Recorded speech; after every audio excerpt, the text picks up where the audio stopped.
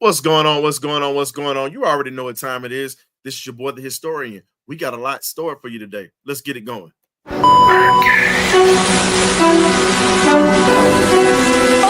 y'all, this is it.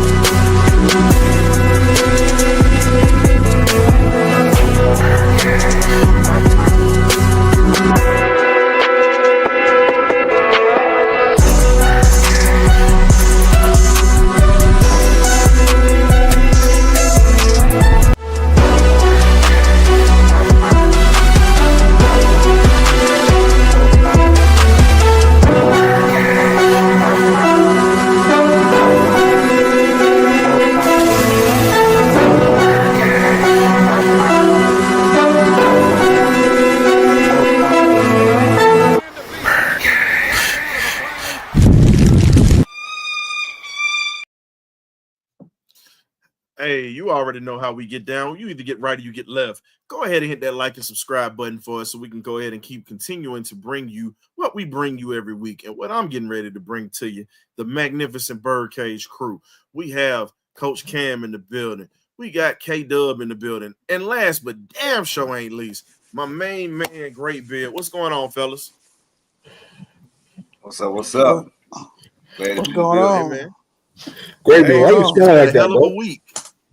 Man, it's been a eventful week, but I have been enjoying coming in great Georgia weather. I know K-Dub been enjoying this, man. Past few days. Oh yeah. It's been lovely. Lovely.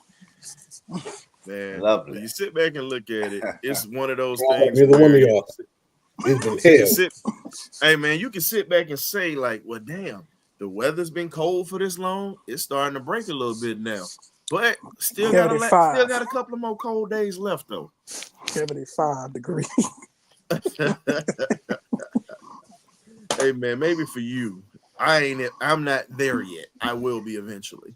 But other than that, man, let's go ahead and get this thing started, man. So this week, pretty much, Kirk Cousins remains the backup quarterback.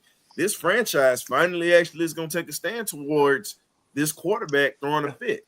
But what folks don't want to talk about is the fact that Kirk Cousins has cost us a pick. Outside of costing us a pick, he was trying to sit back and put himself back on the market, which would sabotage us if we just get rid of him. Like, no, you're going to sit your ass on this bench. That's what's getting ready to happen. Because at the end of the day, it's pretty much chess at this point. Terry and company have invested money into this man.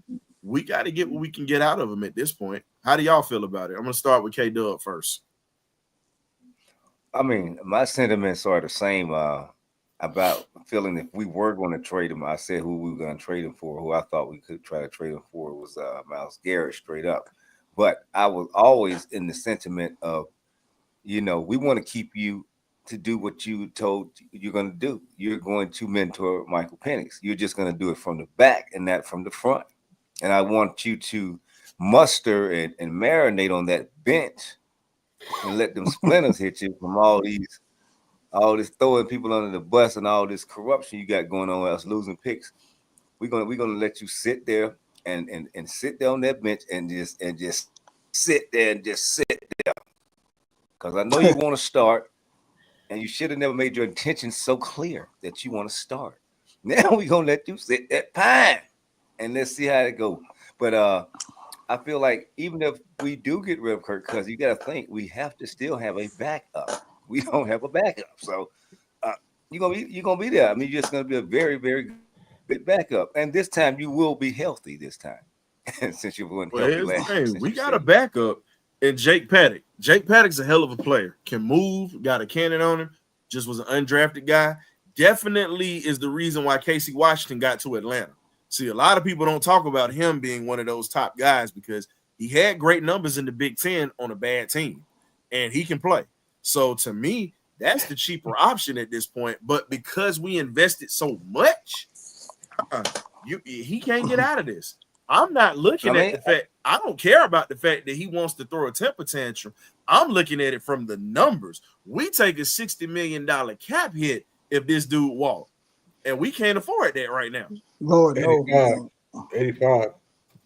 Oh, I'm sorry, 85 because you got to add 10 onto that. Hell no. that's why he's sitting here. I mean, I understand you like Paddock, but I'm saying a proven backup, someone that's proven in this league. He's just saying that he was hurt. He did throw for 500, broke Matt Ryan's record last year, so he has something left in the tank, he's saying. I understand where you're coming from, but I'm talking about how the whole league looks at Paddock, not just you, sir. Well, sir, the thing is, we're talking about money at this point because guess what? We can't get anybody to protect the franchise quarterback if we don't have any money to spend. Because with the tea leaves that are going right now, we're in a position where they're getting ready to go all defense, and they're not even looking at any offensive players. Nope. So at the end of the day, I'm looking at it like this: if we don't get all defensive players like we need to get a right tackle. But right now we're hamstrung because we lost a pick, and we're only $6 million and some odd dollars over the cap. So Terry's going to have to finagle some things at this point to get that. It's not the fact that I like Paddock. It's the fact that I know he's a capable backup. Kirk Cousins is an overpriced backup. That's all I'm saying. And that hurt us financially. Yeah. I mean, all around that Kirk Cousins thing killed the franchise and put us in a bad hole. But the key thing is he's under contract and he's here. And it's really punishment. I mean, I think he really pissed Terry off. So that's what's going on right now. So it is what it is. I understand where you're coming from with the sentiments of Paddock, but I did feel like they released him and then brought him back. So I mean, how well do they feel about Paddock? They just didn't keep him. They left him. They released him and then brought him back. So he's a cheaper option. But I'm just saying, if we do get in a playoff hunt and try and go for a playoff, who do I feel more comfortable coming in if Michael Penix gets nicked up, take a little shot or something like that? It has to go down for a couple of games. I feel more comfortable with you got Kirk Cousins trotting back on the field. That's just me. But we'll see what happens. I feel like we'll keep Kirk Cousins all the way to the trade deadline. And then by that time we'll get him to waive that no trade clause, and then we'll get him up out of here. But I think it's just a little punishment right now that he's under. That's why I was saying so early into the process at the combine by our general manager Terry Fontenot. So that's just my opinion on the situation. But I'm not saying I don't like Paddock, but I don't like him as much as you like him as a backup. That's just saying. I know he's a cheaper option, but I'm just not a big fanatic or fan of Paddock like that. That's just my opinion on it. So here's my last thing that I'm going to say on this, and I'm about to pass this to Cam. The problem with Cousins is this. Cousins only has a few months in the season where he actually plays well, and it's been his whole career, and he falls off. After October, he falls off badly. So if Penix was to get hurt later down the season, you can't trust Kirk to play well. Kirk's been god-awful from Washington to Minnesota and now in Atlanta because we saw that where he fell off the cliff. So at this point, my thing is this. We overpaid for a guy that literally was hurt, as he says he was, and he got us to 6-3, and then he fell off that cliff. He literally fell off that cliff. But Cam, how do you feel about the press conference that went down with Terry Fontenot and how things decided to turn when it came to Terry speaking his mind about, hey, we're going to keep Kirk here and we're going to keep him sitting, but at the same time, he's overpriced at this point? Well, you're right in the sense that he is overpaid. But with Kirk Cousins, if we didn't bring him in, we wouldn't been in a position to be 6-3 to begin with. Let's just be honest about it. the thing that bothers me about Kirk Cousins, this is not the first time he's made a mess here in Atlanta in the calendar year. We lost a pick because of him from running his mouth. Now he's in a situation where he's trying to force his way out of Atlanta by saying, "Oh, I wasn't hurt. It was a clerical error." And now the team is saying, "Oh, we don't know if he was hurt. And if he was hurt, we don't really know anything about it." So here, the thing with me is, it's a lot of he say, she say right now. And the thing is, all of it is going to be surrounded in money. Because again, we're only about six million over the cap right now. And if everything goes well, when the salary cap goes up, we're looking at between $16 and $18 million. If we you still got to be able to sign that draft class. That's what I'm saying. You got to sign your draft class. You got to bring in free agents because you only have 4 defensive players signed currently. So if we were to either cut or trade Kirk Cousins, it hamstrings our whole upcoming season. So the smartest thing for Terry Fontenot to do is to say, yeah, you're going to sit on this bench because I'm not going to put this franchise in a position where we can't do anything moving forward. Because if we do cut him, that $85 million is going to come into play. That $60 million is just for this upcoming season, and another $25 million next season. When you only have roughly about $18 million in cap space, you have to make the hard decision to say, you know what? As much as we want to get rid of you, it's better for us to keep you and let you sit. So I respect the fact that Terry, Raheem, and the collective have made the decision to let their set drop and stand on business. And as we say, standing on business, loyalty is a big thing when you talk about in this business or whatnot. And we all kind of know a little bit about loyalty. Sometimes you get some people who play for the other teams, or they also, behind closed doors or whatnot, are tampering with the competition that you're competing with. We see this in everyday life, and we see this amongst each other sometimes. So it's nothing new with the Falcons at this point. So, Graybeard, at the end of the day, how do you feel as if this is going to touch this locker room and it's going to how do you think the feelings are going to be in this locker room now that they know what Kirk's intentions were, and he's got to come in here to work with these dudes every day? Nobody ain't gonna trust him. I mean, would you trust him? It's a lot of people I don't trust. There's people on my own team sometimes I don't trust. I mean, yeah, but you don't throw people under the bus, right? Then repeat the process. Agreed. And came my bad on the back end. Damn. Comment of the night so far. The wings be good too, but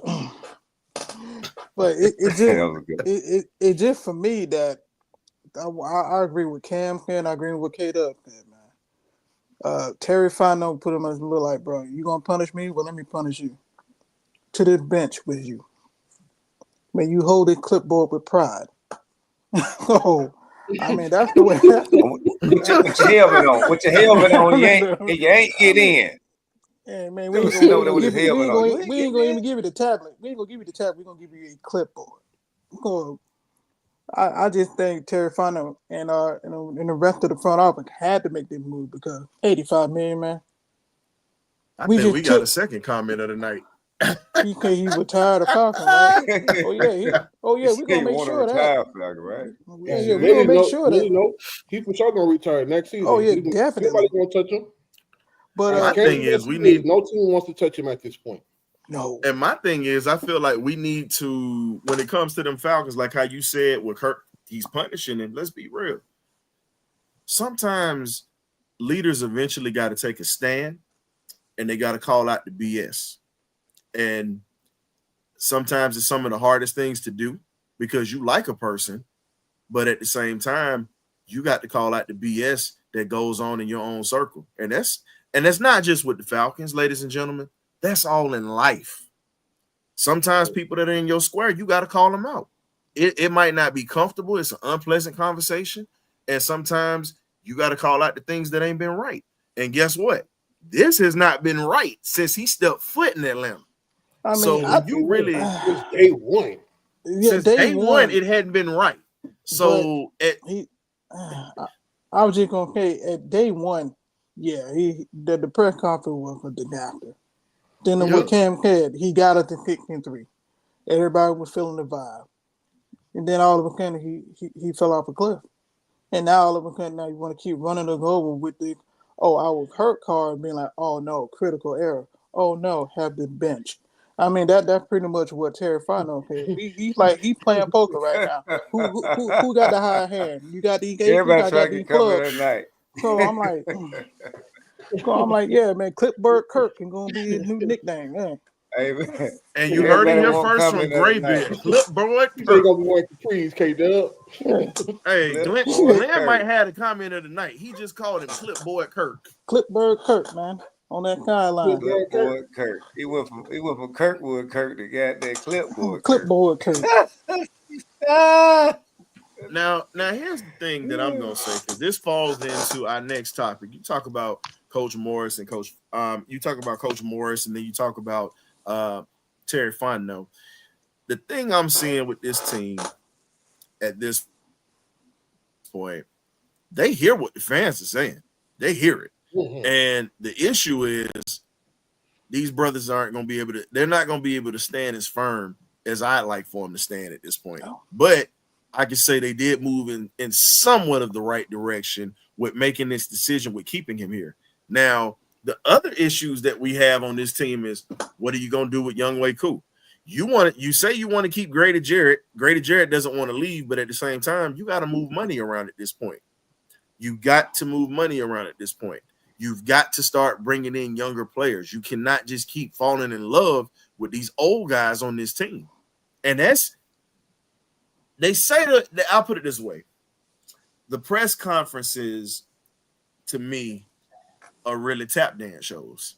They tap dance around a lot of things. I don't know how y'all feel about it, but I feel as if they tap dance around a lot of stuff. Dog and pony show. And the sad part about it is the decisions that need to be made at this point, you've got to make hard decisions sometimes. Sometimes you got to know when to cut a man loose. You just have to. You could be close to somebody. Y'all could start something amazing, but sometimes you got to know when to cut a man loose. They at this point, Tom Brady. Thank you. If the Patriots can do that to Tom Brady, what makes y'all above anybody else? Y'all ain't won no championships here in Atlanta. I'm sorry. I love Grady. He was here. Thank you for it's just like the military when you get out. Thank you for your services. Goodbye, sir. Off to the VA with you. Right there, Joe Montana. Off to the VA with you. Boy, you said a mouthful there. A Hall of Fame quarterback in Joe Montana who did not lose a Super Bowl and was one of the greatest clutch players of all time. And Frisco told him goodbye. And he still could have won. I think he could have won a couple of more Super Bowls in Frisco with those teams they had. Yep. Honestly. Easily. We definitely have at least 4. He would have had about 500 Super Bowls. Yeah, as a franchise, we definitely have a problem with holding on to our players for a long time, too long in the tooth. I'm like, wow, they ain't won nothing. I mean, I don't get it. Get rid of them. Like I'm all for what Ryan, the historian, is bringing up. That's a very, very, very important point. Why do we keep these guys so long? Ain't did nothing. Because they're following the rubric. They're following the rubric of Arthur Blank because he falls in love with everyone. And the thing is, he wants everyone to be Falcons for life. But the one thing he keeps forgetting, this is a business. Logo. You know what I'm saying? The expectancy of a high level player is between 5 to 7 years. Once that 5 to 7 years is up, you need to be looking at the replacement or how much longer you're going to keep them there in that uniform. Younghoe Koo, as much as I love what he's done since he's been here, he's been inconsistent the last 2 seasons. And you're still trying to make it seem like he's the number 1 or number 2 kicker in the league, and he's just not the guy anymore. He's injury prone. He misses kicks. And the thing is, once the kicker gets those things in his head, it's a wrap. Because once that confidence is shook, they never get it back. So I love Grady and I love his dad, but again, what have you done for us lately, bro? Because in the last 3 or 4 games, you got manhandled 1-on-1, and you got bullied in Carolina. So why am I going to continue to pay you $20 to $30 million a year, and you cannot produce on the football field? You can't do what I brought you here to do. So Terry, Arthur, and Raheem need to truly get their heads out the mud and look at this team and say, there's a lot of changes that need to be made if we plan on getting back to the playoffs and the Super Bowl and trying to win one. We cannot win one continuing to do the things that we've done, and we failed at it every year for 50 plus years. Nothing's changed. Yeah, Nothing has changed. Changing got to get done for us just to compete, let alone the playoff. Just to compete. Because Carolina, man, the way we got bullied up there on our front at home, that should have been a wake-up call to everybody. I wouldn't even call it a wake-up call. I look at that as you look at your team right now, and all I can say is at this point, it's just what it is. But Will, do you even watch college football? Poor stop. Do you no? Do you really watch college football? You saying it's not enough production with James Pierce? Poor Look stop. Wait, he come up with James Pierce on. Oh boy, James ran a 4.5 Grant tonight in his 40, and we all know here's the thing: we all know James Pierce was one of the top players in the SEC. He was really in the country at that edge position, and definitely can play. This year is just what it was. If he's there, I'll pick him. Well, apparently you haven't watched enough of James Pierce, my boy. He probably only watches the Bulldogs and the Falcons. No. He watches college football, but he definitely didn't watch James Pierce if he said that, because that's one of the top players.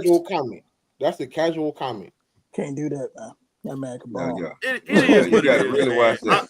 You gotta really watch that college football. You gotta watch it. You gotta watch them late games from the West Coast. You gotta watch all them games, man. You gotta watch all them. You said James Pierce is too small. You do realize he lost 8 pounds. He was 250 pounds last year. He lost 8 pounds. 250 on the edge is not small, bro.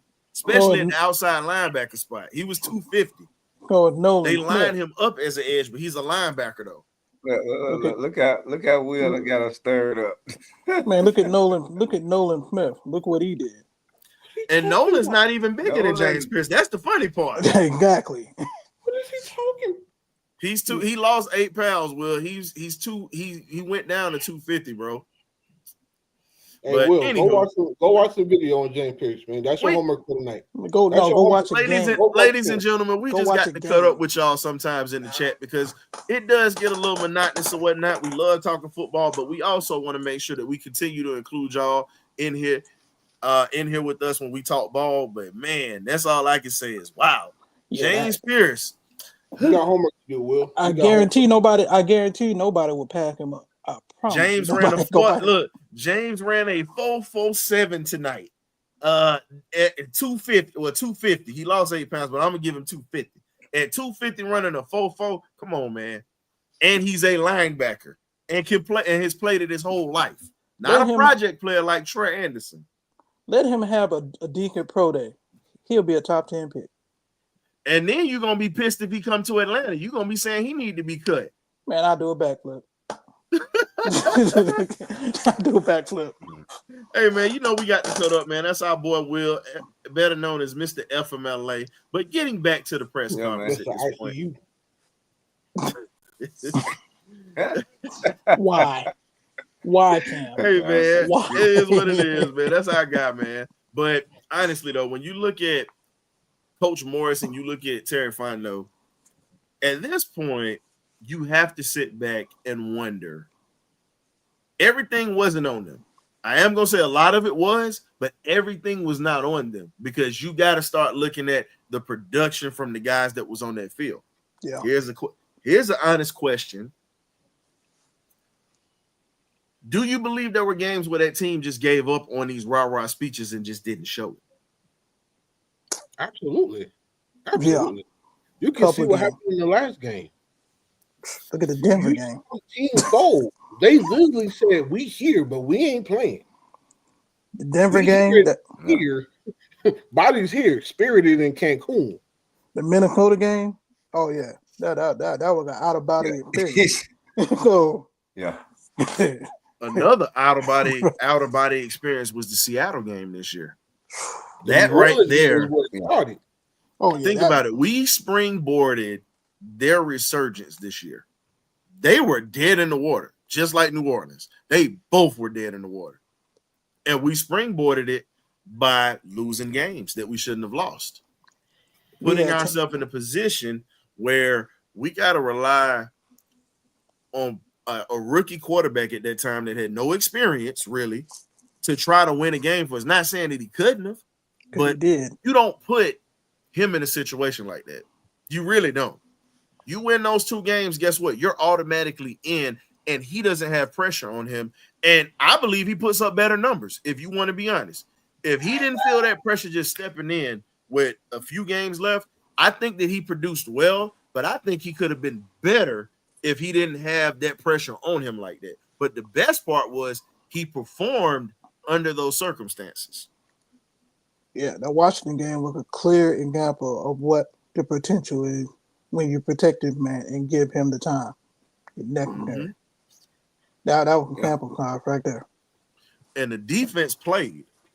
Let's be real. The defense stepped up in that Washington game and gave us. They kept us in that game because let's be real. Washington really should have beaten us by at least 2 touchdowns. Fact. Honestly. Fact. Defense stepped up at the right time, made plays, did what they were supposed to do, and showed the potential that we could be the team that played for the NFC Championship. The team didn't lose that game. The coaching staff lost that game. But here's the thing, though. If we all look at it, if we all look at what happened, the games leading up to that, Jerry Gray and Raheem Morris called the defense. In the Washington game, that was Jerry Gray and Raheem Morris. And you see what happened when the scheme was completely changed, where you put people in a position to actually play their game. Thank you.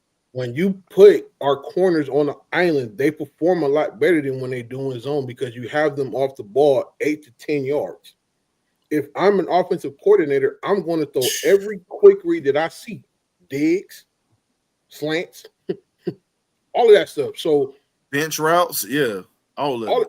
It's all there. It's so easy to read the coverage that the old DC, I'm not even gonna say his name, the old DC was because it was so scripted. Everyone knew what to do against it. When Jerry Gray and Raheem took play calling away, teams had to actually play against who they were in front of. You saw more production from Judon. You saw more production from Ebiketie. You saw more production from Caden Ellis. That's the difference. When coaches know how to coach versus bringing in project coaches. We have the talent. Terry Fontenot did his job. We can't keep saying Terry Fontenot was this, that, and the third. And a lot of people want to give up on Justin Simmons, but if you look at the numbers, he was Justin one of the actually had a good year quietly. He had a great year quietly. 3 interceptions on the season. As much grief as I gave him, I got to give him his credit because he was literally a top player on that defense, even though anytime we saw him, he was out of position. He did this, but let's be real. If you look at his numbers that he put up, he was doing things, and the casual eyes aren't going to see it. He was doing things that aren't going to show up on the stat sheet. That was how he impacted that game. Because let's be real, Jesse Bates' production skyrocketed even more because he had a guy that was doing the dirty work. But as football fans, I still want to bring him back. People don't care about that. Huh? I wouldn't bring him back next year, though. We can't I mean, afford I'm not him. saying bringing him back, but here's the thing: if anybody says he was garbage and trash, you're a fool if you really believe that. Because I didn't the say man's that. numbers don't lie. No, not you. I've seen this in chats on X. I've seen this in chats in Facebook. I've seen this on Instagram. People tried to hammer this dude, but when you look at the production and the numbers that he put up, and let's be real, he was thrown to less than 30% of the season. It was when he got thrown on. He only gave up 3 touchdowns. How many guys in the NFL can say that they only gave up 3 out of a 17-game season? Ain't that many. You got some of the elite corners that gave up more than that. AJ is one of them. But AJ had a good year. AJ still got to do some stuff to me. He still on that bandwagon. Yeah, but he still compared to last year. AJ, somebody to prove myself every year. Every year he's about to prove myself. Compared to last year, I got to give him props this year.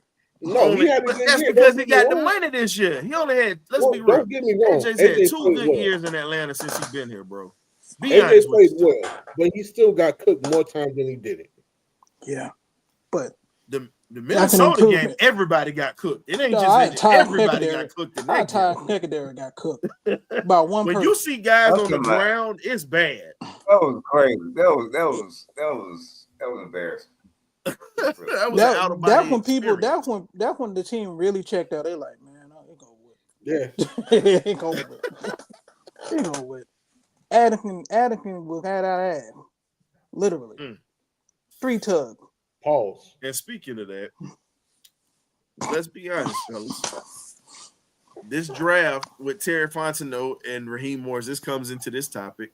They spoke on the fact that the scouting personnel is going all defense, as we mentioned earlier in this program.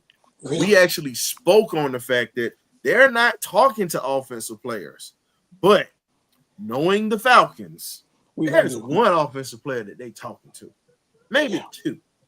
Yeah, I believe it. I truly believe it. In my heart of hearts, I can't trust this franchise to make the right move. Hell no, I can't. And I hate to say it, I will never be a prisoner of the moment as a Falcons fan. And I love this team. Bleed it. You cut me, I bleed red and black. Whether it's Falcon red and black or it's dog red and black, I bleed it. So, honestly, how can we trust this team to make the right pick? Go back to Kyle Pitt and hear how much trust you got. You know you about to start a fire because the Pittites or whatever, that's what I call them, the Pittites are protecting him, literally like Secret Service is protecting the President of the United States at this point. You can't touch him. Teflon Don. First and foremost, Secret Service ain't doing a good enough job of protecting Trump. Let's keep it 100. Fact. Hey, I'm speaking on now. I'm speaking on now. I ain't talking. No, now that he's in office, I'm speaking on now. I'm talking about when he got the shot put on him. Okay. Because let's get real. Everybody been taking shots at Pitts just like that happened. Let's be honest. I'm one of them. And I hadn't missed with mine. But in all honesty, Pitts got to go. I don't care what anybody say. This is the time where we can get the most out of him because he's not the guy that we can honestly trust. It doesn't matter, and I'm gonna say this from a strictly football point. It's not even about my hate of Kyle Pitts or anything like that. You've had Matt Ryan, and then you were the legitimate only receiver we had when Calvin Ridley got hurt and then ultimately suspended. So you show what you were able to do when you were the only target that Matt Ryan truly had. Then you got hurt. Well, you didn't get hurt. You ended up getting Drake London and everybody else. Then you get hurt. Then you come back and there's even more weapons. So when he doesn't get targeted, it's almost like watching him back at Florida the first 2 years of his career. He was solid. And then when you get surrounded by talent like Kadarius, Tony, and everybody else, now you show out because you're wide open. The defense is more worried about everybody else other than you. With this team, it happened again like it did in Florida. The only thing is, no one's worried about Kyle Pitts. No one cares about Kyle Pitts because Kyle Pitts takes himself out of the play 9 times out of 10. Either he half runs his route, he hot dogs it, he misses his blocking assignment, he doesn't chip, so now he got to go back to help the linebacker. So you took yourself out to play by yourself. It's too many holes in his game where I just don't want to see him anymore. He has way too many holes in his game, and he has not grown as a player since his first year. He's been stagnant since year one. He's the same player. And I would love any fan to debate me on that, where he's grown as a player. Yeah, man. Again, I got called a hater because I've been saying this since day one, since he was drafted. Y'all can all account to that. I've stayed on my tune. Now, if he proves me wrong, okay, go for it. He's had moments where he's flashed, and everyone's like, oh, well, if he goes somewhere else, they're going to put him in a position. The Falcons coaches didn't use him right. Here's my question. How can you use him right and you have nobody to throw to him at first? But yet and still, you draft this man anyway. Matt Ryan leaves. You had a chance to bring in Fields. You chose not to. I understand those quarterbacks in that draft are not that good. Sam Darnold had a hell of a year this year with Minnesota. He was in the right place, right time, and he fit what they did. And they're keeping him. That's smart. But all I'm going to say is this, man. Michael Penix Jr. going to look out for his fellow Florida boy. That's just what it is. So if Pitts ball out, ladies and gentlemen, us that want him gone, he going to be here. And we're going to have to hear all this mess, which we've heard, because I'm still standing on it. You can debate, you can argue, you can say what the hell you want to say. But at the end of the day, this franchise has not won a championship. So the stuff that you like to brag on does not provide wins. So until it provides consistent winning, I don't want to hear a damn thing about a performance from him or a performance from Bijan. I don't care about spot play. I'm old school. Give me my meat and potatoes. Give me winning. I don't care how it's done. Let's get it done. To hell with the flash plays, man. That's the problem with Atlanta sports fans. We've been bad in so many things for so long. We lean on little things like that to try to make ourselves feel good. It's a coping mechanism, folks. Come on. That's why the fans still love Michael Vick. And he wasn't the greatest quarterback when he was here. And I'm going to stand on it. He was not a good most exciting. He was the most exciting. Difference. He was a project at quarterback. And I'm going to stand on it, and I'm going to say it to the day I die. I can't brag. I can't brag on this. Comment of the night. I'm going to read this for y'all. He's speaking. So when he says bro going to play like his life depending on it, he's speaking on Pitts. And he's saying this will make or break his future. And Michael Penix is going to be the one that's really getting ready to try to help him out because Penix is friends with him. It's pretty much how that's going to happen. So again, we're going to see it. Yeah, it's hard to brag on an empty trophy case. Again, we don't have anything to brag about. It's just kind of like this. And this is how I tell Oregon fans this, because we shout out to my guy Grim that's over on the X space or whatnot. Yeah, you getting a shout out tonight. But like Grim and I were talking, Grim talk all that trash. That's my guy. Oregon, we putting all these dudes here. We doing all this here. Yeah, you putting out talent, but your trophy case is empty up there at Oregon in Eugene. 49-3. I'm just saying, not even that. The championships match that O on the side of that helmet. And guess what? The Falcons are right there with them. So you got a duck that has no championships, and then you have one of the most skilled hunting birds of all time in the wild. You can look it up. A falcon is one of the most ferocious birds and one of the smallest birds in the wild. If y'all know much about it. Kept on a football field. Yeah, on the football field, we're nothing but stewed pigeons. Until we can win, this is just what we are right now. We're not even stewed pigeons. Until we win, we're never going to get respected. We sparrows at this point. Yeah. But the thing is, we have a chance to really change a lot of stuff. But the question is, are we going to change it? You know what your problems are. you have a chance to make a splash with this defensive draft. Look, man, we ain't got no choice. We don't been the front office don't been called out by the fan, ESPN, By the league, former by player, everybody. college player. It don't matter. At the end of the day, if we want to change this narrative about how we play football, Philly don't gave you the blueprint. Clear as day. Y'all don't get it. Everybody else don't get it. It's called the trenching. Until that meat part get addressed, which is trenching on the offensive line and defensive line, we gonna still be pinched. It don't It's even just the Tell way you it this is. too. It don't even If you start let right Penny, here. It started in the front office. It starts but in the here's the front office. thing: if you get somebody to give you something for Pitts, take it, because there's a kid by the name of Harold Fanning that's out in Bowling Green and literally was the best tight end in the country. They gave it to the kid out of Penn State. I get it, but let's be real. They gave it to him because Harold Fanning was coming out of a smaller school.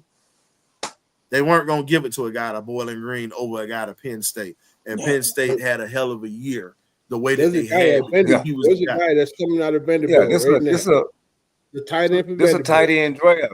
So Yeah, we Tight can get end. another. And here's the thing. I want him. Harold Fanning, I'm going to give you this here. Harold Fanning is a younger version of Jonnu Smith. That's the bit, and he run a 4.5. I'll take that. He's another version of Jonnu Smith, a guy that can make it happen if you give him an opportunity. You mean a guy we should have never left our freaking facility? Yeah. He plays exactly just like Jonnu Smith. The difference is he's more violent in the blocking game. That's the difference. He doesn't give up on route. He loves to block. He loves to block. He loves to block. But here's the thing: he's a tough, gritty Ohio kid. He's an Ohio guy that ended up going to Bowling Green down in Kentucky and making a name for himself. And I feel like he's going to be the next, outside of Brock Bowers, he's going to be the next great thing in the league at that tight end spot. Yeah, that Captain America boy. Everybody is pissed off or whatever because now we can say that you had a great tight end who is a unicorn, who had 3 bad quarterbacks, and one of those quarterbacks was here in Atlanta, Desmond Ridder. And guess what? He set records and he did his thing. That is what we call great evaluation. He fell right to him. Unheard of. But we're not going to sit here and just bash Mr. Pitts, because here's the thing. If we're going to keep him here, we got to start using him in more one-on-one situations. If we're going to keep him here, you got to start using him in the red zone a little bit more, using his size. Thank you. Gee. But at the same time, he's got to have a little bit more respect for himself and quit giving up on routes and looking crappy on film. There it is. Because now most people gonna get in their feelings about it. Most people step away. But guess what? We love everybody that rock the red and black. Even if we talk about them, whether it's fans, whether it's players, it don't matter. It's just like me. It's pretty much a big family. It's gonna be stuff we don't like. It's gonna be stuff we do like. We gonna argue and fight amongst each other. But at the end of the day, it's logo business, folks. Men lie, women lie, but film doesn't lie. Again, I'm not saying that Pitts is a bad player. I'm not saying that, so I don't want the fans thinking I think he sucks or anything like that. But here's the thing, and this will be the last thing I say about Kyle Pitts for tonight. I promise. If we look at the Washington game, where he handed it over to the defense, he was supposed to run an out route. The man ran a curl. He ran a curl and stopped. Then he tried to accelerate to get to the ball and tried to change pace all in the same motion. And he just couldn't hold on to the ball. So those are little things that irk me about Kyle Pitts, because you know the play. You run to the open area. Why are you changing the route in the middle of it because you feel like you're not going to be the option or the target? That's the one thing about Kyle Pitts that he has to change. He has to become more of a team-oriented player and remove his ego. That's my problem with Kyle Pitts, because he feels because of year one, he was the only target that we had. That should always be him. You're not Travis Kelce. You're not George Kittle. You're just not. You're not in that echelon of player. You're not even Mark Andrews at this point. You ain't You Dallas Gallert. you have to remove your ego and be a team player. Help your team out. Help your quarterback out. Because at some point, when we need you, we can't trust you.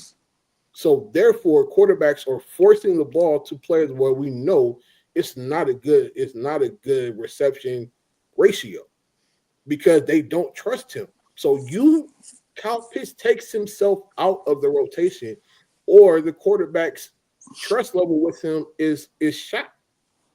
You can even look at Kirk Cousins in the season. He was trying to give Kyle Pitts opportunities. He quit hot dog routes, jogs. He doesn't do anything at full speed. Nothing. Unless he knows he's the target. And until he learns to change that mentality, he's always going to be the third or fourth option in any offense. It doesn't matter where he goes, here or anywhere else. Well, let's talk about it. You want to talk about finishing the drill? Let's talk about it. Defensively in this draft, there are a lot of guys that are finishing the drill at this point. We have a lot of scouts that are focusing on defensive personnel right now. And that was evident in the press conferences that you saw. And the Falcons are definitely trying to address the defense because, again, a lot of people didn't want to talk about it, but that was the Achilles heel. Yeah. It was the Achilles heel this year. And everybody wanted to say wanted to just blame the quarterback. But here's my thing. When your quarterback, when Clipboard Kirk was giving you leads in games and putting you in a situation to where you could actually win ball games, your defense was giving up the draws. They literally was walking the stroll and saying, come on over here and take this thing. Come on. That's what the defense was doing this year. Hands down. So absolutely. I agree. Let's talk about it. Now, I'm going to bring this up. We're going to talk about some of these guys that are linebackers that we know a little bit about, but I'm also going to talk about a defensive lineman that I think would be perfect for our defense that no one's talking about outside of J.J. Pegues. So defensively, let's look at it. This is the 40s. James Pierce posted second. So this is for my guy, Will. James Pierce posted a 4.47. So, again, you have Jahad Campbell with a 4.5, Danny Stutzman, 4.5, who's a monster. I wouldn't mind having him on our defense. I want him. I want that kid. He's a middle linebacker. He definitely is. Bona fide middle linebacker. But Munden got a 4.5. I mean, when you look at all these guys, the 40 is nice, but most of these guys that we're looking at are nasty. This is a kid that ran a bad 40. His name's Landon Jackson. If you don't know anything about him, I want you guys to look him up. That's the kid from Arkansas. He's showing out in all the other drills. Talk about keeping your eye on the ball. It's never ordinary. So when you look at him, he's one of those guys that is definitely a hell of a linebacker. You're looking at the 40s. We're looking at all of this. But when you really sit back and you look at what's going to be coming out, it's a ton of talent coming out at that linebacker position at this point. Boy, who you telling? A ton. And when you have athletes that can run from sideline to sideline, that makes life easier. Guess what? Trey Anderson ran a 4.5, 4.4 during his 40, but guess what? He wasn't a true linebacker. These are true linebackers that were groomed and raised in the position. Yep. Marinate on that. Groomed and marinated and have been doing this longer than 10 years. They wasn't a running back. They wasn't a quarterback. They just been linebacker their whole life.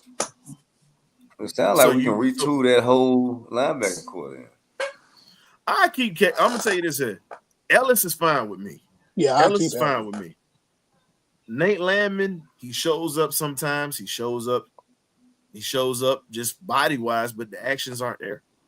So, depending on who's gonna come in, who are you gonna draft to pull him in? Because a Smile Munden is a sleeper. A Landon Jackson, who I just showed you, is a sleeper. Yeah. How do Your you? fault. Okay. Oh, I'm sorry. Go No, ahead. I mean, No, I'll I'm just let gonna. K Dub. I'm just get gonna the. say he'll fall in your lap. So K Dub. So here's the thing. I'm Yeah. gonna ask you. When we're looking at the linebacking core, and we said that was one of the positions that hurt us a lot last year because not Mm-hmm. tackling well, getting beaten pass coverage. How do you feel about this new crop of linebackers, whether they be PWIs as we showed, or HBCU guys that we talked about, or guys coming out of the smaller schools? What do you think or you look for to bring into this linebacking core to retool it? Well, what I'm looking forward to bring is more tenacity and speed, man. And guys are gonna, instead of thudding, go out here and wrap up and tackle, man, make some solid tackles. But I'm just looking for speed because it's a speed game now at the NFL. So I'm looking at these guys as we speak, as we're doing the show, and it's a lot of fast linebackers out here. So I like the linebackers that are coming out, but I want to see guys that can match up with some of these receivers that they're coming out also that are in the league right now, and to be able to cover in space and be able to tackle, wrap up and tackle, and get guys to the ground instead of thudding and thinking these Keanu Neal type hits are going to work. You got to be able to wrap up and bring these guys to the ground. But that's the kind of guys I want to see. Mm-hmm. That are great in coverage.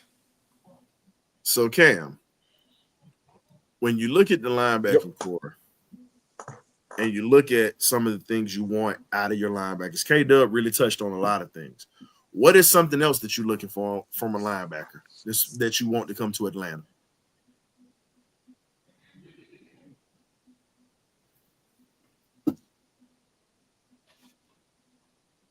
You thinking on that one kind of hard, huh? Either that or he froze. I can hear you. Oh, he repeat the Oh, question. so you didn't hear me. So I said, what do you think about when you retool this linebacking core? K Dub touched on a lot of things when it comes to these linebackers. What are you looking for your middle linebackers or your outside linebackers on this team if they decide to go down that route and bring somebody in? Well, he stepped out. So, Graybeard, you go ahead and answer the question. Uh, I'm looking for come out of that I'm looking for tenacity, man. I'm looking for aggression. I'm looking for a linebacker that don't mind getting a perk in the foul for slap the tape that come out of the mouth. I am with K Dub. I am looking for more speed. I'm looking for more looking for people that can cover, that can be sort of a hybrid that can cover, that can be skyline to skyline, but most of all, man, that can for me, man, I'm just looking for a linebacker that can complement what we already got. Cause I'm with you, man. I think Alec is a dog, and I just think you pair him with another linebacker that pretty much on his wavelength right now. This linebacker war can take it to the next level. But I, for me, man, I'm just looking for a linebacker that doesn't mind hitting people, who love to hit. That's just aggressive, man, from a point of attack, man. I don't think we had a linebacker like that. Can cool. The hammer. We don't have him flashing, but I'm just talking about that linebacker that Yeah, keep other working. quarterback be keep brooking that other quarterback be pointing. Hey, make sure you block him. Watch him every turn. That linebacker that pretty much breaks fear in people's heart. Well, I look at it from a different perspective. And as we said before, that was one of those things where when you look at these linebackers, you look for so many things. But the question is, who's going to provide that? True. That's the thing. Like, I'll give you this. Who jumped out on film? I said hands down, the guy that jumps out on film for me is Landon Jackson right now at that middle linebacker spot, or he can play on the outside. But Stutzman is a guy that I would look at for a middle because I feel like Landman would probably be better on the outside than he is in the middle. That's just me. But There's a kid named Barnett Carter. I think that's his like, name. That's the kid that I yep, I feel would fit this defense to a T with him and Caden Ellis because he's the prototypical cover guy that you would want to pair with your middle linebacker. Um, when you're looking at a linebacker, period, they have to have the ability to go sideline to sideline, but they also have to have the ability to drop into coverage. That's one of the things that I look for when I'm building the defense is kids who have the ability to go sideline to sideline, but I can also put them in coverage. The one thing that I think is the weakest part of Caden Ellison's game is he can't cover. He can't cover a cold. So you have to find someone that can mask his deficiency, which is coverage. So when you're looking at having two great linebackers, look no further than San Francisco with Navarro Bowman and Patrick Willis. Whew. Navarro Bowman couldn't cover. Patrick Willis could. So it allowed Navarro Bowman to do more of the dirty work, which is hunting the quarterback, doing some of the smaller coverages with like the linebacker, the running back, stuff like that. But if you truly want to have a great tandem, you have to have one guy that runs sideline to sideline and another guy that can cover. That way they can both mask each other in a certain way. So Jeff Aubrey usually runs a 4-3. So unless he decides to change it, I'm expecting to see a 4-3. But then again, who knows? Because again, we don't know what personnel we're bringing in to even say what kind of defense we want to run. We only have 4 players locked down for this upcoming season on the defensive side. So the personnel really dictates the kind of defense you want to run. Agreed. And when you look at it, man, you have to bring in a defensive lineman to be able to have these guys. You have to. You have to. And at this point, we need one. We don't have one right now. No. We really don't have one. And that's the sad part at this point. That is the sad part. So at this what point, defensive lineman you like? I was gonna say who do you want me to bring? Who do you want me to bring up? Because I can give you a couple. Hey man, whatever you got, man. So for me, I would say I'm looking at Walker at 15 line spot. Jalen. If I'm taking the guy at 15, I'm either taking Walker, but the guy that I've been clamoring about outside of Walter Nolan, I've been saying JJ Pegues for the longest. I've been saying this since, the reason Walter Nolan ate was because of JJ Pegues. No one talks about that. Before Walter Nolan got to Ole Miss, JJ Pegues was killing Georgia by himself. He was destroying Alabama by himself. He was destroying teams. And he can play offense. Like literally, the kid also played tight end and fullback in high school. Yep. So, and think about it, he actually ran a touchdown on us. He did. Ran a touchdown on the Dogs. So again, when you talk about a 300-pounder that can actually move, that is a guy I think that could be a problem. But he's also very violent at the point of attack. He has 2 really good moves. He has a very vicious club move, and he has a vicious inside out move. So with his athleticism and his agility and the fact that he's a very physical downfield kind of guy, you can build your line around someone like that. And I'm gonna give you another guy, and he's a sleeper. And this brings us to this part of the show that I said I was gonna have a breakdown for you. Fair use. There's a gentleman by the name of Zeke Biggers out of Georgia Tech. Defensive lineman. Oh yeah. A lot of people forgot about this guy. Not me. Plays at Tech. Right. Think about this. He's right in the city, folks. Fair use. Let me take this banner down so people can actually see. He's 6'6", 320 pounds. This is Zeke Biggers. He's blocked 3 kicks this season. He tipped that one. And matter of fact, here we go. As you can see, 3 batted passes. As he stands out, as you can see, biggest one on the field. Batted pass again. This is something that he does. Has active hands. This is something that we've been missing in this team. And as you can see, look at that. Shed blocks, gets in there. Now, I got to get to a painful situation that we talked about earlier this year. Talk about that heart attack. Yeah, because let's be real, Zeke owned Georgia. Zeke Biggers owned Georgia in that game that we played in.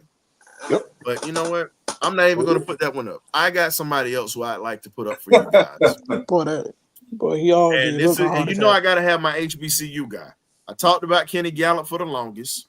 This is a guy that can start and steal Richie Grant's position fair and square, and could possibly play over Justin Simmons. He was the Aeneas Award winner, Aeneas Williams Award winner. Fair use, fair use, fair use. This is Kenny Gallup out of Howard University. 6 feet, 214 pounds, comes up with bad intentions, does not mind getting in there. Doesn't look like he's 6 feet, but he's actually a sure tackler. Doesn't miss much, as you can see, as a safety. Got 0 on. I like that. Yeah. If you notice, he shed the block. 45 solo tackles. You got a guy coming up out of the secondary, shedding 300-pounders, always in the midst of the action. Now, yeah, I like the way he come up and tackling that. I like that. Yeah, you can show tackle too. So this is why I was saying. This is something that everybody doesn't think about. And I'm going to show you a few more clips before we end this because I don't want to get us in a spot to where we get blacked out. Now, I'm going to talk a little bit about it. What makes him dangerous is this. He has a high football IQ. That is what makes the great safeties. Jesse Bates could mentor this kid, and Bates would not have to worry about anything. And he could start. No disrespect to our guy, DeMarco Helms, who's a game changer. But let's be real. You can put DeMarco Helms pretty much underneath as a backup linebacker or in the slot playing against these receivers underneath. Because where do we get burned at most of the time, fellas? Underneath. Underneath. And you sit DeMarco Helms around that way, how many guys are going to want to run in that area? None. I don't. I wouldn't. Not too many. Exactly. That thunder. And so you think about it. And then you put this kid in the back with Jesse Bates. Let Jesse run free. Guess what? He don't miss tackles. Nope. As you see. Kenny Gallup Jr. don't miss tackles. Now, I'm going to give you some more. Look at the leverage. Look at the leverage. This is against Northwestern, by the way. Look at that. Look at the leverage and angles that he takes. He doesn't take bad angles. Now think about this. They were brought up to Northwestern to get the brakes beat off on, which the opposite happened. Shedding a 300-pounder, getting away, good angle. Shoulders are level. And as you can see, high point of the ball. Love it. That was one thing I was going to ask. How you getting a high point of the ball? And here's a better view. Well, I like it better if we're going to be out there. Go get it. And again, all I'm going to say is this here. He's a gamer. That is a guy that could come in, work his way up the depth chart, and start. Yeah. And start. You said you don't want no small players in that secondary. He's 6 feet, 214 pounds. And he can gain about 11 pounds to become 225. Prototypical size of the NFL safety. I mean, I feel like we can get him in the third, fourth, man. He's going to be right there for the take. And my thing is, that right there, he's a steal. He's a steal. If Philly get this kid, I'll be so pissed off. All I'm going to say is this here. It's not even going to be Philly. I'm going to tell you the team that would look at him and try to take him. It would either be Tampa or New Orleans. He fits that defense. Baltimore would also take him because they need another safety. Exactly. Yeah. So again, I haven't been wrong on my DBs yet. I haven't been wrong on them DBs yet because TJ Tampa showing out up there in Baltimore right now. Man, don't remind me, man. Bro, like just think about this. Me and K-Dub talked about this a while ago because we said hands down that would have been one of the guys that we took. I said Cooper DeJean is another one. Sebastian Castro out of Iowa, the other guy that was on the other side of Cooper DeJean. All I'm saying is this. There are many DBs you can take in this draft, but my thing is, if we go at 15, let's go D-line first. Go linebacker, linebacker / edge, and then you get your safety in that, like you said, K-Dub, in the third. If you can find your right tackle. Say again, K-Dub, we couldn't hear you, bro. Go ahead, K-Dub. I was saying how you said it. I was just saying how Ryan just said it. I think that's how we need to attack it.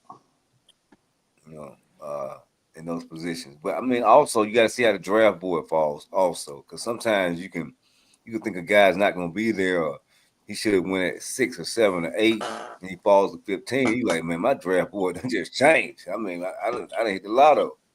So here's I mean, the beautiful it goes part, that way sometimes. Here's the beautiful part. HBCU players don't get drafted to the 6th, 7th round of they undrafted free agents. Absolutely. So guess what? If he don't get drafted, Terry Fontenot, hey man, I need you to go ahead and holler at him. Let's go. Let's get it right. He's right there for the taking. Because while I'm with everybody on going all defense, if there's a right tackle there, get him. That we fall in love with, you get take him. You don't miss on the right tackle. You just don't. I'm sorry. I want all defense. Yeah. I'm a defensive coordinator. If I had the ability to pick all defense, I absolutely would.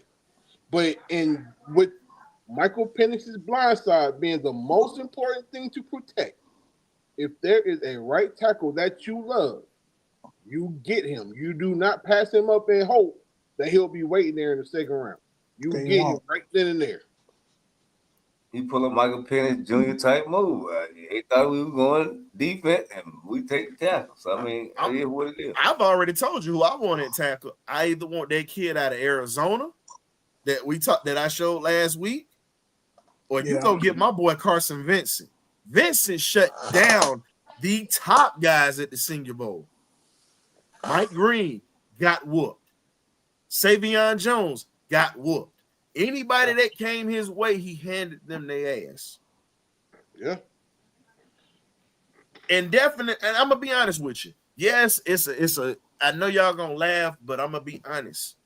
Carson Vincent, if he stays healthy and he plays the game at a violent way and he stays smart, that will be the next Jackie Slater. And if you don't know who Jackie Slater is, ladies and gentlemen, please go back and look him up. That same physical build, same mental aspect, and I'm gonna be honest with you. Same motor. He would be that. He would be that. And if I got to compare him to a Falcons offensive lineman, because a lot of people aren't gonna talk about it. I'm like, oh man, I'm gonna bring up Mike Ken. Oh, he would be Mike Ken on the right side. Just saying. So for my Falcon fans out there, and then for the younger guys, that's your Sam Baker right there. Yeah. So I just literally hit 4 different eras of football just now for you. Have we had the type of potential he has? Honest question for y'all, because I'm not 100% sure. Have we truly found another right tackle who has the productivity of a Sam Baker? And I'm being honest. I just gave him to you. Hey, Auntie Pam, I've been talking about this kid for 2 years. They can tell you that. I've been mentioning this dude for 2 years. You talk about doing is only giving up. Think about it. He's only given up 4 sacks in his career at Alabama A&M. That's crazy. Think about it. You're really averaging a year and a half. And I'm gonna tell you this here. Vincent's gonna play for the next 10 years because guess what? He don't only just play tackle, he plays guard. He's played center. So he's played on every position of the line. He's a plug and play guy. Right there. Here's my thing. If we're gonna draft players, you draft players that can be Swiss Army knives for you, that are great at one position, but can be good at another or great at another. He hit it out. He reminds me of the player from the Cleveland Browns. I can't think of his name. Joe Thomas. Joe Thomas. The brother played in the league for, I want to say, 12 years, and he gave up maybe 5 sacks his whole career. His whole career gave up 5 Guess sacks. who he used to whoop on? Think about who he played in that division. Ray Lewis, Terrell Suggs, Debo, James Harrison. I mean, Vontae Burfict. I mean, the list can go on. Geno Atkins. I mean, great players. Sean Merriman. And he whooped them. And he whooped them all. He whooped them all. Just think about it. These are guys that were legendary players, but when you really look at it, fellas, it's so much talent out here. But if you do draft a tackle, I already told you. You get you that Samoan out of Arizona that plays every position on the line, who I showed last week, Carson Wentz, or the kid out of North Dakota State who Scoop pointed out and who you pointed out. It's an embarrassment of riches, and here's the sad part: the years that we have multiple picks, it ain't never this deep. When we have limited picks, guess what?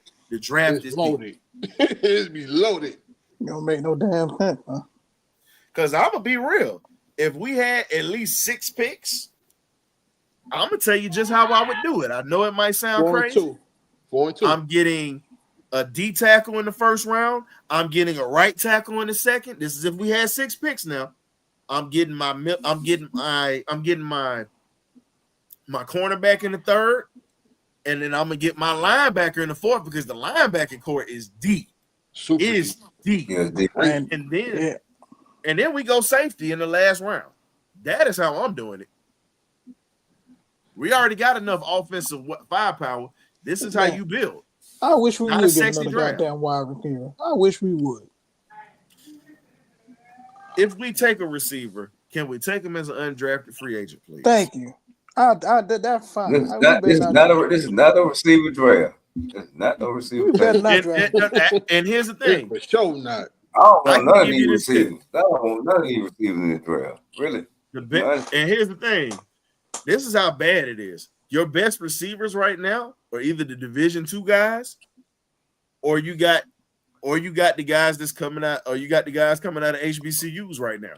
And it's not a knock on those guys, because Jaquan Davis out of North Carolina Central is one of the best in the country. And again, and me and Nando talked about this before. I'm all about getting it. Kobe Bryant is still out there for Kansas. Yeah. Shut down That's corner. a must. Yes, get him. Shut down corner. Get him. But another shutdown corner is this man that I've been preaching on, and my man Nando jumped on the train when I showed him the footage. Kendall Bowler.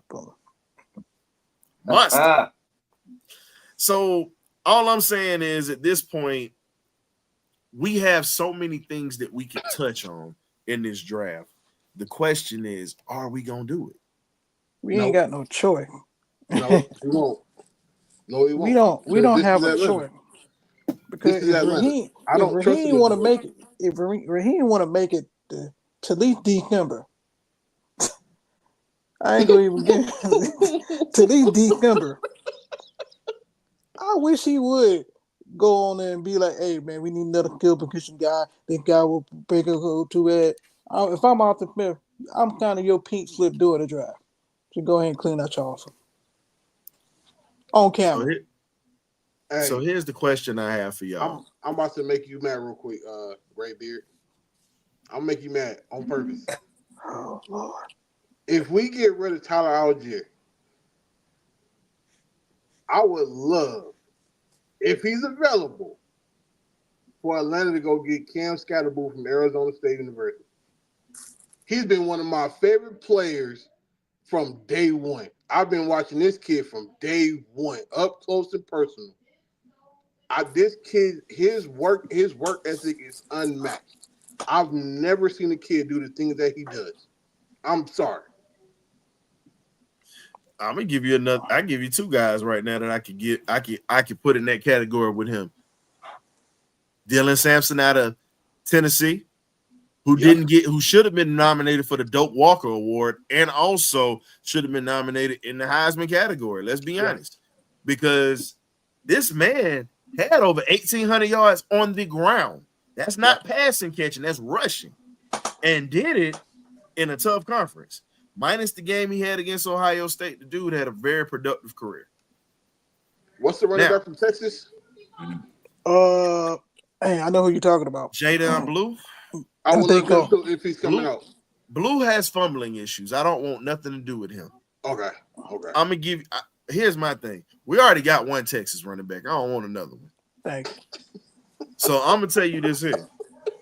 Another guy that, and me and Coach Brant talked about him, outside of Dylan Sampson, I've already said the other guy that I would look at is two guys. Matter of fact, if you don't want to draft him, you can get him as undrafted free agents. Jada Byers out of Virginia Union. 2,000 yards in the season. That's not easy to do on any level, by the way, ladies and gentlemen. No, it's not. And the man has been a consistent player for 4 years straight at Virginia Union, by the way. The other player out of Jackson State, Mr. Irv Mulligan, who was the SWAC player of the year. Yeah, I like him. I ain't gonna even hold you. I like him. And here I'm saying is, if you can't get these top backs that we're talking about, like Scatterboo, guess what? Go get these guys. Because I can tell you right now, Irv and Jada are much better than what we drafted last year in the lower rounds. Well, we could have gave that pick. Good Lord. Exactly. Like, for real. I'm sorry, Nando. We talking about your boy that we drafted out of Alabama. Definitely does not impress me. Didn't impress me when he was at Bama. Could that guy from freaking Syracuse, that running back? That's another one that you could take out of Fran Brown's system. He gonna be a problem. I'm telling you. Ryan, what player from Alabama? The running back. He should be remaining. Jason McClellan. Oh yeah. Jason McClellan. But here's the thing: LaQuint Allen Jr. out of Syracuse, nasty. He can ball. He can nasty. Ball. Check out Miami. Yeah, man had over 1,000 yards this year. At Miami, 3 tugs on him. The man can ball. I don't remember who that is. I do. Don't worry. That game. You know what I'm gonna do? Fair use. We're gonna go ahead. I'm gonna go ahead and bring him up or whatnot, and let you guys see it. I'm not gonna play his whole footage, but we definitely got to get it or whatever. So hey, boom, that's another good one right there too. That's another one. Yeah, Jamari Taylor out of North Carolina. He's definitely a sleeper. Monster. So this is one of the last players I'm gonna put up, and boom, I'm gonna drop the code for you, bro, because I want you to come in here and I want your analysis on this because we've given them. Boom is a little late tonight, so boom, we letting you in, and then we're gonna wrap it up, and then like I said, we'll get ready for next week. So fair use. This is LaQuint Allen out of Syracuse, 16, over 1,000 yards. So here you go. Fair use. Gets behind his pads. Look at that. Legs start moving. If you get rid of Tyler Allgier, this is a guy that you can replace him with. See, man, I'm telling you. And he's not just a short yardage back. Boom. Look at that. Let's see if we can find. Let me see if I can find one of his big runs. And he can catch out the back, though. Boom. Beautiful. So I actually want folks to see what he can do in long distance because he's a short, as you see, he's a short yardage specialist, as you can see. Out of the backfield. He gone. He doesn't look as fast. Like, here's the scary part. He doesn't look as fast. He doesn't look fast to you guys, but he's a lot quicker than what you think. He's a big dude. And he's also solid in pass blocking as well. I fell in love with him, man. This kid can ball, man. As you can see, doesn't go down easily. So, boom, I'm getting ready to pass you the link, bro. But that is a little bit of LaQuint Allen. That is a sleeper. Them Hurricanes still got nightmare from that guy. Just think about it. He's the reason why Clemson was able to get in the playoffs. Yeah. Hey, boom, that's for you, bro. Go ahead and tap in real quick. Oh, yeah, and the quarterback for throwing for like 355 and freaking 5 touchdowns. Because once you tap in, I'm going to remove the link. So Hey, I got I'm you still covered, tripping my on the guy. guy that we drafted. I don't know who that is, bro. Well, McClellan, he was behind. Chase McClellan. He was I behind. don't even remember that name. I don't even remember that name. I do. He was behind. I forgot the other guy's name. God. He started down there in Alabama. Yeah, he started and lost his job. Hey, boom, what's good, family? I got you Oh, up if he in lost here. I'm his about to job, man, remove this already link. talk to him then. But he was just like a durable back though. Yeah. Brian Robinson, the kid that's in Washington right now. But boom, what's up, man? Man, not much, man. You know, man, living life as usual. Going on with What's you, going on, fellas? Going on with you, my Man, man. you know how we doing it, man. Bringing up some Hey. good backs for you right now, man. What you think? Man, I think LeQuint, man, you know, looking at this situation for the Falcons, if you do let Tyler Allgier go, and like you said, I agree, man, it's hard for any running back to rush for 2,000 yards on any level, man. I don't care what level it is, NFL, high school, college, Canadian League. But I think in this situation, if you look at LeQuint and a few other guys, I'm not really too much sold on Dylan Sampson. I do like some of those HBCU backs you guys were talking about. I'm looking for a guy that's going to come in with not a lot of pressure on him. Just a guy that can come in and play football. You know, I don't want to see Tyler Allgier go, but I do understand the situation to where Tyler Allgier can go to another team in the NFL and be a starting running back and can average 1,000 yards a season, you know, with the right team and the right scheme. But like I said, LeQuint, I do think Dylan Sampson is a decent running back.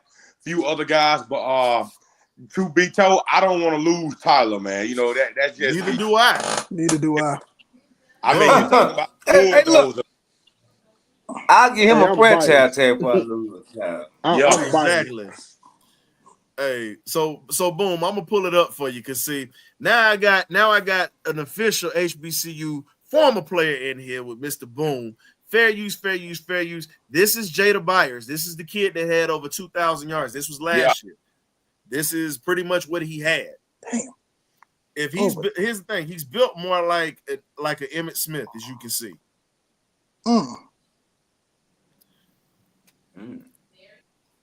Quick feet, doesn't go down, and can take a shot. I like him. I like that change of direction. But you see the vision, though. He saw his cutback before it even opened up. Boy, he hit that hole hard. God. And I'm gonna say As this. I said before, it's a ton of these boys that's out here, and he's a lot like Yeah. weight wise, he's a lot bigger than what you think. That guy looks like an Yeah, he do. He don't even look like he like an SEC back. He like an SEC back playing in HBCU. And like I said when you had me on last week, man, when you look at these guys, they saying now, okay, if I'm good enough, the NFL is going to find me. All I got to do is go out and perform and be productive. And a lot of these guys with the transfer portal and the NIL, it's really boosting D2 or D2 HBCU, D1 AA HBCUs. It's helping these schools get a chance to showcase these guys that are also making their teams better. But like I said, these guys know they're talented and they want to go somewhere, run their numbers up so they can get to the NFL and show everybody that we could have competed the whole time. So that's just my take on that, man. And you obviously see the talent level where this kid has stood out 4 years straight. He started as a true freshman and never sat on the bench. Yeah. Never. And think about this. Anybody that knows about Virginia Union, they tough. It don't matter what sport it is. They are physically and mentally tough kids. And that program, I mean, I'm going to give you this here. One of the greatest enforcers, two of the greatest enforcers of all time have come out of that school. Mr. Charles Oakley and Ben Wallace. And I'm going to give y'all this. Both of those dudes really were football players that happened to play basketball pretty well. Oak had to stop playing basketball at the time because Dr. Bailey, who we were supposed to have on the show, still working on that right now, with Dr. Willard Bailey was the one who recruited Charles Oakley. Oak was a tight end and a defensive end. Oak hurt people. So the way that program is built, it's the truth. The way that program is built, guys are built like that, bro. Yeah, they've been winning. They put dudes in the leagues now. It's not like they have it. They put dudes in the league now. So, again, as I said before, if you get rid of Tyler Allgier, which we don't want to happen, There are many options that you can bring in, but that right there, that's what you call a change of pace back that could actually balance out Bijan. Yeah. And he's more of a north-south runner than Bijan is. And shout out to my cousin Justin Holt, the newest running back at Grambling State University. Hey, congratulations. Yeah, but guess what? Shout out. But hey, I hope he does well. But guess what? On Thanksgiving, the day after Thanksgiving, Southern gonna get a piece of that Grambling ass, baby. Oh yeah. Slapping them cheeks, baby. That's just what it do. Paul, he getting a piece of that ass. It's all about the real HBCU classic. Yes, sir. Pause, brother. Pause on that one. But it's just what it is. Too late. You already let it win. I let it go. Well, you know what? I'm gonna do this just for y'all. Shout out to my dog Aeneas Williams, Hall of Fame cornerback, who literally we just looked at Kenny Gallup, who won his award this year for being the best safety in the country. Shout out to Hall of Famer Aeneas Williams, Southern University legendary DB. And speaking of that, we got a Southern University DB coming up in a few weeks, folks. We got Mr. Jacoby Jones coming in, who's an NFLPA agent that will be coming in here to talk about the drafting process and so many other things. So, man, shout out to the Southern University, baby. We finally gonna get somebody up in here with some damn sense. You. Wow. You damn right I'm standing 10 toes down for them SU boys in the Super Bowl. Yes, sir. Oh, yeah, they were getting it in the Super Bowl. So, I got to shout out them boys over there at SU. When Jacoby come on, man, you got to replay the game, the greatest kick return in Super Bowl history, man. Oh, not that Jacoby Jones. This is okay. That Jacoby passed away. God rest his soul. He ended up. So here's the thing. So remember this. So Jacoby Jones, God rest his soul, he started off at LSU first. Then he ended up going up to Lane College and balling out. So that Jacoby Jones just passed away last year, unfortunately. God rest his soul. But the Jacoby Jones that we're bringing in played at Southern University, did well, and is now an NFL, is pretty much an NFL agent. He's not limiting himself because he's trying to get some things out there, but I got to promote my SU guy. Got to. But he definitely will be in here with us in a couple of weeks. Got an interview lined up for him, and he's not just going to talk about his experience at SU, as we said. He's going to talk about the process of what does it take on the business side of things, how these contracts get signed, how do these agents look for players, how does this business work, the stuff that people don't see off the field. So we're going to definitely bring that in. So, fellas, it was a pleasure working with y'all tonight. And Boom coming in, dropping some jewels as you always do. Let folks know where you at. Hey, appreciate that. Find me on YouTube, DA_ATL Sports, and DATL Sports on Twitter, man. K-Dub, great bid. Coach Cam, it's always great working with y'all, man. Y'all definitely always putting a little seasoning in the pot that's already seasoned. Just got to make it we season it like the ancestors, baby. That's how we doing it. Little extra spice on it. Yeah, shout out to Tony G, man. It's birthday today. Yeah. Congratulations. Happy birthday, Tony G. Happy birthday, Tony G, man. Hey, man, it's always a beautiful thing that we all can get together, talk Falcon football every week because, hey, we got Falcon fans out here that are not just flash in the pants fans. They definitely want this team to win, and they definitely want this team to get better because I'm going to say it for what it is. Most people don't want to say it, but hell, I'll stand on it. We are going to get a championship one day. The question is, how soon? When is that day going to be? Yeah. Yeah. All I know is we win the championship. Say what you want. I'm playing that Sam Cooke. A change is gonna come. If we win that, say what you want. But I'm playing it. I'm making a video with that song. You're gonna hear a grown man cry. I just want to see us get back. Man, it's the truth. There'll be a bunch of grown men crying. Man, just get us back to the playoffs first. That's first step. Yeah, get us in the playoffs, man. Hey, it's been 8 years, dog. Too playoffs, let long. the Been a chips long fall. while. Washington showed that feel this year with a faded. rookie quarterback and a defense. Guess what? Don't think Washington's going away after this year. Hell no. Nah. And the Can't get scary part about it is this: Washington and New England have the most money in draft capital right now. Yes. Mm. Yes. And Washington really And- doesn't need. Don't need much. They don't need much. they No. don't. They need receivers and defense. That's what they need. Yep. And they can get that. But Defensively, they still to me, they still one of the better defenses in the league. I mean, we had their defense with our offense from this season. We probably would have made a deep playoff run, but I agree. I say they solid up front. We did that for a fact. and we're gonna wrap this thing. I say this, so we're gonna wrap this thing up. When you look at Washington and New England being able to have money and picks right now, they definitely are going to be the two teams to look out for because you got Vrabel going back, you got Dan Quinn who's experienced, and now you're looking at what Raheem has to do. You got a steep mountain to climb right now, and you're getting ready. It's like this: you're getting ready to do this. You're about to ice skate uphill right now while it's frozen. You're trying to ice skate uphill, my boy. And right now, it's really going to be hard for you to do it because you're limited in your picks and you don't have any money to spend, really. So, welcome to Atlanta, as we always say. Yeah. It ain't for the weak-hearted. $80 million later.